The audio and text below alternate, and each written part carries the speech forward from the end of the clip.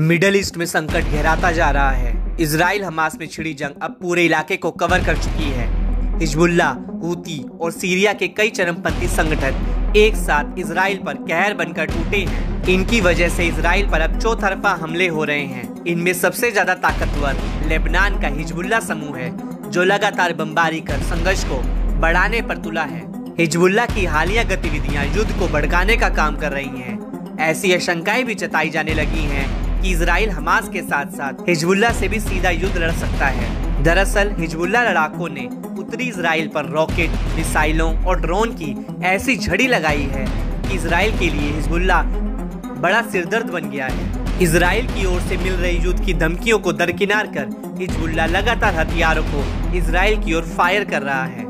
फिलिस्तीनियों के समर्थन में हिजबुल्लाह लड़ाके अपनी ताकत का प्रदर्शन कर इजराइल को युद्ध भूमि में उतारने के लिए ललकार रहे हैं।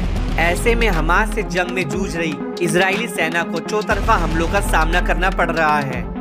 हालात इतने बेकाबू हो गए हैं कि इजरायली सेना कब्जे वाले इलाकों को छोड़ने पर मजबूर हो गई है।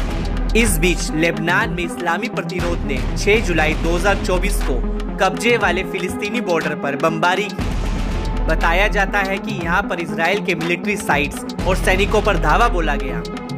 इस दौरान बड़े नुकसान की भी काफी खबर सामने आई है। हिजबुल्लाह ने घोषणा की कि उसके प्रतिरोध सेनानियों ने बीट हिलेल में आत्मघाती ड्रोन्स का इस्तेमाल कर हवाई हमला किया। इस हमले में आईडीएफ की 91वीं ब्रिगेड की 403वीं बटालियन की तोपखाना यूनिट पर भीषण हमला हुआ। बताया गया कि बीते दिन इसी यूनिट ने लेबनानी गांवों और लोगों पर हमला किया था। इससे भड़के हिजबुल्लाह ने 24 घंटे के भीतर ही अपने हमले का करारा जवाब लेते हुए दावा किया कि हमले ने उसके टारगेट पर सटीक हमला किया। हिजबुल्लाह लड़ाके यही नहीं रुके, बल्कि कब्जे वाले कफर चोबा हिल्स में इजरायली रुईसेट अल आलम साइट पर रॉकेट हथियारों से बमबारी की। इसके अलावा लेबनान के इस्लामिक प्रतिरोध ने खुलासा किया कि उसके लड़ाकों ने घातक हथियारों से कब्जे वाले कफर चोबा हिल्स में इजरायली अल समाका साइट को निशाना बनाया। हिजबुल्लाह ने अपने प्रतिरोध सेनानी मेतम मुस्तफा अल अत्तार हादी पर भी शोक जताया, जो कब्जे वाले अल कुदस के रास्ते में शहीद हो गए थे। लेबनान में न्यूज एजेंसी अल मयादीन ने बताया कि एक इजरायली ड्रोन ने चाट जंक्शन पर बालबिक का हाईवे पर कार को निशाना बनाया। इससे पहले दक्षिणी लेबनान में इजरायली तोपखाने की गोलाबारी ने मारून अल रास, अल नाकोर और यारून के बाहरी इलाकों को निशाना बनाया।